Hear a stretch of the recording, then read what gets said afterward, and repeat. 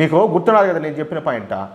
ఇది స్మారక చిహ్నము, ఇది గవర్నమెంట్ చేతుల్లో ఉంది. వాళ్ళు ఏమడిగినారు, మాకు ప్రార్థనలు చేసుకునే దానికి మాకు చోటు ఇండి మాకు అవకాశం కల్పించమంటే అది కూడా కుట్రే, 100% కుట్ర.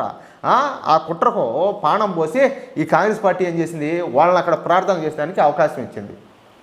ఎవరైనా కూడా ఆర్కియాలజీ డిపార్ట్మెంట్ చేతిలో ఉండే ఒక స్మారక కట్టడాన్ని చిహ్నాన్ని అట్లా ఇస్తాడా?